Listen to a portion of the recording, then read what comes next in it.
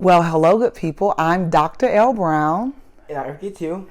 And today we're going to talk about Fingerboarding. Fingerboarding. Now, I'm going to let Ricky too have at it because I am just learning about fingerboarding. So I've been interested in it since I actually found my old fingerboard when I was in I would say like 3 years ago. I'll say like 3 to like 5 years ago. I had like a fingerboard. I had like a penny board. Well, explain what a fingerboard is. So a fingerboard is like a tiny skateboard. Like on your shirt. Yeah, it's like on my shirt. Like your finger can go on like this, and it's like right around it. And it can do like tricks. And there's fingerboard pros who are very good at fingerboarding. And there's even one of my friends at the skate park are very good fingerboarders. Yeah, I didn't even know it was a thing, so. But I'm still learning the basics from it still. Okay, so so with this fingerboarding thing, it's a whole culture. And they have miniature skate parks that he creates. Yeah. He even created a big skate bowl with your dad. Talk about that. That was pretty cool. The big skate bowl took us about 3 months. I would say around 4 months to make. Walk us through the steps. Because first of all, what the video inspired me by Davis Jones. Oh. He's the guy who started it. He made a fingerboard bowl from his local skate park called Wanaka Skate Park. Mm-hmm. Then I said, "Man, that's cool. I told my dad, I want to make that." And he said, "Maybe we will." Oh. And we went to Home Depot and got some heavy duty styrofoam to actually make the shape. Put dry cement to actually make the cement on it, so you can actually skate in it. Sandpaper to actually smooth the whole entire thing out. Spar your thing to actually make to seal the bowl to make it very protected, and glue. Styrofoam safe glue. And then you even painted around the top the tiles, didn't you? Yeah, I got some paint. Yeah. So I thought it was really cool when he showed me pictures and videos of it because he made a replica of the bowls from the skate park, which were empty swimming pools. Yeah. And then he takes the fingerboard and he goes in the bowl and around the bowl and he jumps up on the ramps and stuff. So it's a pretty exciting thing. It's a masterpiece. It's a masterpiece. Mm-hmm. But he's showing off his sweatshirt. And hoodies are his thing. He has a lot of hoodies. So I was really impressed with all of the things that he and his dad were able to do together to construct this structure.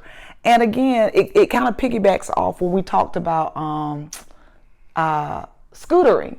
How when you find a thing that a child on the autism spectrum loves, you can use that thing to teach from the inside out. So that means starting with your interests, and then they can teach so many different things by working within your interests. So you learn construction, you had to do math to do your dimensions. Exactly. You had to do science when you're doing your mixtures. You had to, sand it. You're learning some type of, trades. Yeah. It's just so many things that you all did over the course, following directions, also, getting the structure, surprising the sequence. Yeah, exactly. Sequential order. And surprising thing, Alex actually came to actually help us put. Well, we're not going to use names. Oh. Came to actually cement the whole entire roll. So even with that, it became something social where he was able to make friends and then have other people who were able to come in and assist with that because it was a really cool project. So I cannot speak enough about finding that thing that your child loves, even if it's something you are completely unfamiliar about. If it holds their attention, go with it.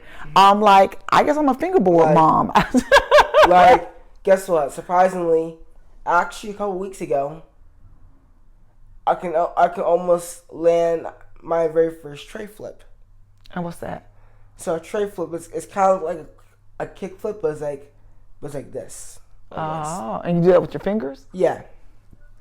So basically, fingerboarding is like based off of real skateboarding tricks. I believe that fingerboarding existed way after skateboarding did. Interesting. So again, it does not have to be something you're familiar with. It doesn't even have to make sense to you. Use it. It's a tool. The kids love it. Find their interest and just go with it. If they're about roller coasters, like you and your dad would travel to various roller coasters. I would even draw some. You draw some. We do simulation apps. Whatever he is interested in, we just go with it. Because again, one of the characteristics of autism is the insular interest. So that means interest that you are really deep rooted in the interests that you have. So when he's really deep rooted in those interests, just meet your child at that place and teach from there, rather than trying to pull them away from that interest to teach them something else. Say, how can I teach my child something while he's doing or she's doing this thing that they love? Because in doing that thing that they love, you already have their undivided attention, because they're operating in their space of enjoyment. Exactly. So if I want to get his attention, I need to talk about some fingerboarding, some scootering, and scootering. Yeah. Roller coaster. But for COVID, we don't really do roller coasters right now. But yeah. So again, I guess my culminating message is, find your child's interests and find the teachable moments within your child's interests. Their attention is already there. What can you do to take them to the next level on that interest? You got anything to add? And make sure when your child is interested in it, your child could be the most famous athlete in the whole entire state. In the whole entire state. or say like the whole entire county. The whole entire county. The county's kind of smaller than the state. So it goes county, then the state, then the U.S., then we'll go to the continent, then we'll go to the world. I'm like the whole entire summit. It's like the part of the county. Oh, okay. I stand corrected. Okay, so your child could be the best at that activity in the county, but make sure that you follow your child's interests, because they could be a phenom in it. And every single person is different. They can do things their own way. They can even invent things. If you're operating your interests, you might invent something new. Yeah. I like that. That's some good stuff he gave you right there. Yeah. That it? Yes. All right. Well, with that, from our family to yours. Bye. Bye.